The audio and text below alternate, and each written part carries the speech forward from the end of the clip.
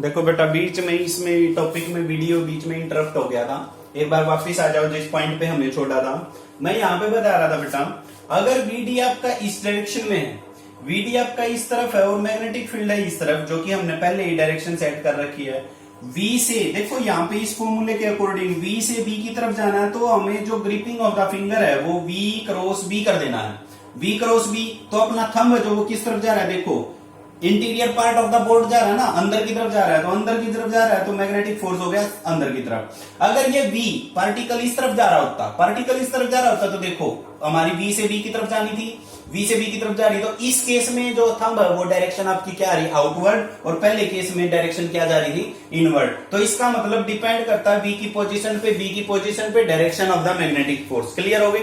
अब हम निकालते बेटा मैग्नेटिक फोर्स। अगर मान लो अपने पास कोई कंडक्टर है जिसमें से करंट पास हो रहा है, ये तो क्या था, पार्टिकल के ऊपर फोर्स कितना जा रहा है, QVD cross B sin theta. याद रख लो, एक चार्ज पार्टिकल के ऊपर नेट जो मैग्नेटिक फोर्स है, मैग्नेटिक फोर्स कितना लगा है, QVD B sin थीटा। अब वो पार्टिकल तो हट गया, अब पार्टिकल की बजाय मैं मैग्नेटिक फील्ड में एक वायर भेज देता हूं, वायर का मतलब कंडक्टर भेज देता हूं, और उस कंडक्टर में करंट फ्लो कर रहा है I। क्या फ्लो कर रहा है, I करंट। तो उसके ऊपर मैग्नेटिक फोर्स कितना लगेगा, देखो magnetic force on a conductor moving in magnetic field. अब क्वेश्चन ये देखो, मैं फिर से क्लियर कर रहा हूं, दो पॉइंट हैं, दो टॉपिक आपको मैं क्लियर कर रहा हूं साथ में। एक तो ये कि चार्ज पार्टिकल पे कितना फोर्स लगेगा वो हम कर चुके हैं, वो कितना लगेगा, QVB sin थीटा।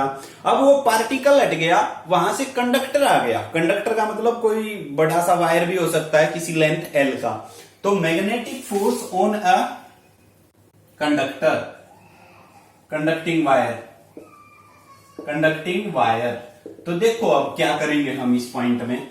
मान लो मैग्नेटिक फोर्स ये हो गया भाई, सॉरी मैग्नेटिक फील्ड हो गया ये, इस डायरेक्शन में B मैग्नेटिक फील्ड है, और हमने कोई भी स्ट्रेट कंडक्टर रख दिया, ये है, इसमें से करंट फ्लो कर रहा है I, and it making angle theta with magnetic field. कितना बना रहा है, थीटा। करंट इस तरफ जा रहा है। एक बात सुनो भाई, करंट अगर इस कंडक्टर में इस तरफ जा रहा है तो चार्ज पार्टिकल किस तरफ आ रहे हैं, शाबाश, इलेक्ट्रॉन किस तरफ आ रहे हैं, अपोजिट, इस तरफ। Let L be the length of conductor,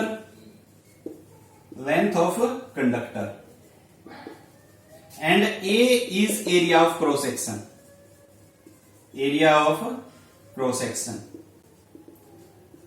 and N be the number of electron per unit volume। So total number of electrons कितने हो गए भाई, शाबाश, टोटल नंबर ऑफ इलेक्ट्रॉन्स। देखो एक पर यूनिट वॉल्यूम में कितने इलेक्ट्रॉन है, N, और टोटल वॉल्यूम कितनी होगी, A इंटू L। तो टोटल नंबर ऑफ इलेक्ट्रॉन्स कितने हो गए, वेरी गुड, तो ALN कितने हो गए, ALN। सो टोटल चार्ज कितना आ जाएगा, टोटल चार्ज, अगर टोटल चार्ज की बात करें तो ALNE, E क्या है, एक इलेक्ट्रॉन के ऊपर charge, E is electronic charge. ये आपको पता है, हम पहले यूज करते हुए आए हुए हैं, इलेक्ट्रॉनिक चार्ज है ये E।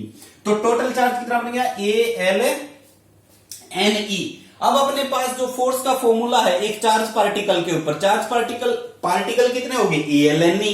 एक पार्टिकल के ऊपर फोर्स का फॉर्मूला क्या है, F is equal to Q into V cross B। लगा दो, we know that F is equal to, vector form में ही लेके चलेंगे, Q into V D cross B। ये था। अब हम किसकी जगह पे, Q की जगह पे क्या रख दें, ये रख दें, क्योंकि यही तो टोटल चार्ज है। टोटल चार्ज की जगह क्या रखेंगे, अब ALNE यूज कर लो भाई, टोटल चार्ज की जगह पे ये वैल्यू यूज करो बेटा।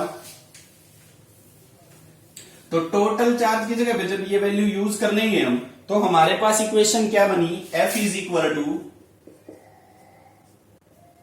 क्यों की जगह पे क्या रखना है, ALNE into VD cross B। Vector form में ही रखो, वेक्टर फॉर्म में ही रखना है। Done, ALNE into VD cross B। अच्छा एक बात हो, इस L को छोड़ दो एक बार, ANEVD क्या बन गया? Very good, we know I is equal to ANEVD होता है ना। तो इन चार टर्म्स की जगह पे देखो ये अंडरलाइन कर देता हूं, 1 2 3 और एक ये 4। इन अंडरलाइन टर्म्स की जगह पे क्या रख दूंगा? I रखे जाएगा। तो F is equal to L into I cross B, या इस इक्वेशन को आप लिख सकते हो F is equal to ILB sine theta.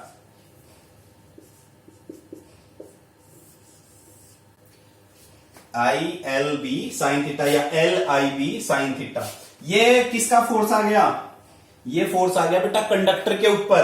पहले फोर्स हमने किसके ऊपर निकाला था? एक चार्ज पार्टिकल के ऊपर। चार्ज पार्टिकल के ऊपर फोर्स का फॉर्मूला क्या आया था? F is equal to QV B sine theta, ठीक है। और इसके ऊपर कौन सा आया है? ILB sine theta. डिफरेंस आप देखो बेटा, जब आपसे ये पूछा जाए what is the formula for the magnetic force on A charge particle, तो चार्ज पार्टिकल के ऊपर है ये और कंडक्टर के ऊपर है ये।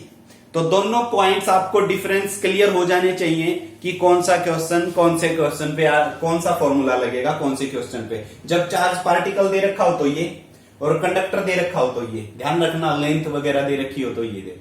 क्लियर होगी?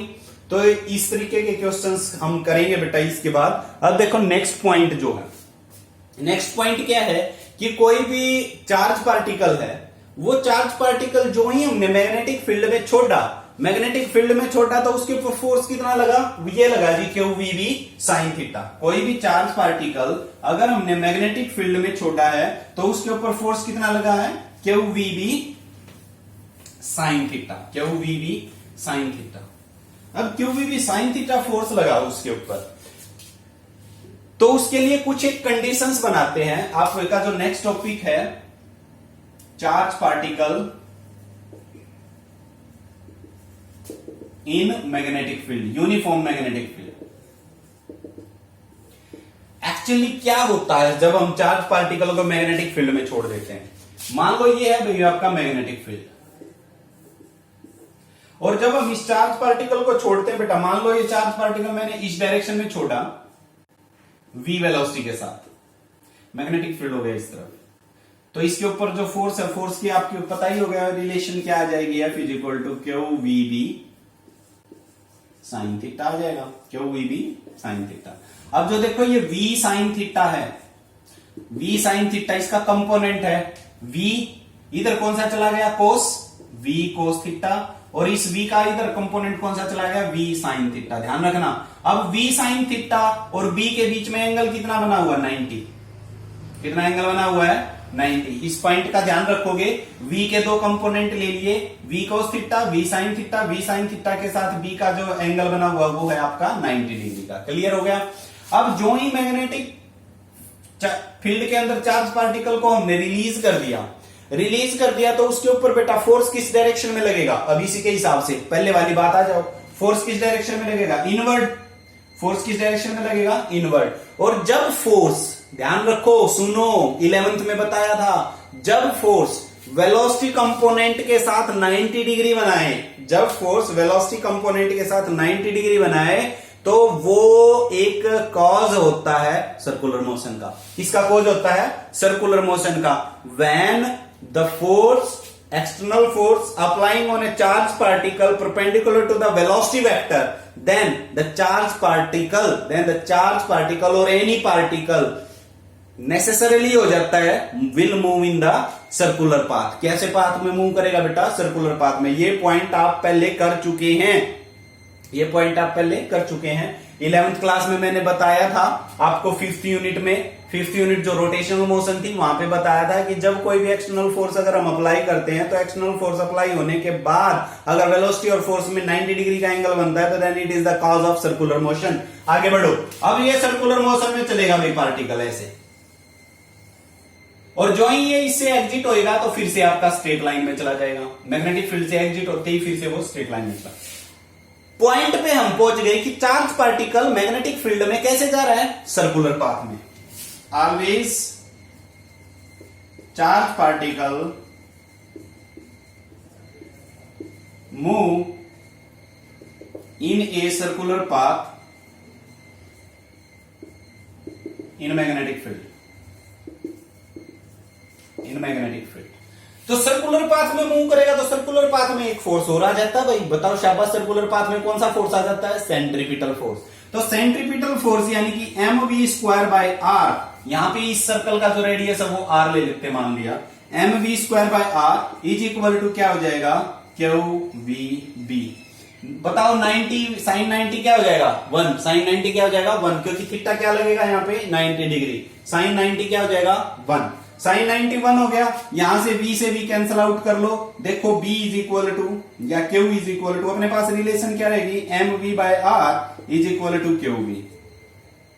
यहां से आप b निकाल सकते हो बेटा, b is equal to mv/qr। Magnetic field, किसी न्यूमेरिकल में मैग्नेटिक फील्ड पूछ लेगा, किसी न्यूमेरिकल में वेलोसिटी पूछ लेगा, तो वेलोसिटी कैसे निकालोगे? अब अपने पास रिलेशन मिल चुकी है।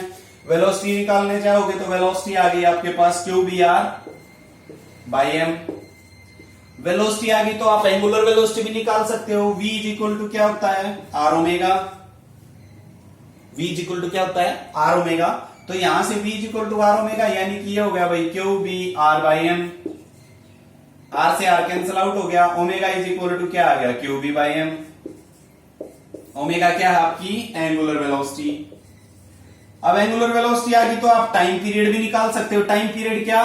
कि कितने टाइम में भाई वो एक सर्कल कंप्लीट करेगा, ये भी पूछा जाता है। कितने टाइम में चार्ज पार्टिकल एक सर्कल कंप्लीट करेगा? तो ओमेगा किसके इक्वल होता है? 2π nu is equal to QV/m। Nu is equal to क्या आ जाएगा?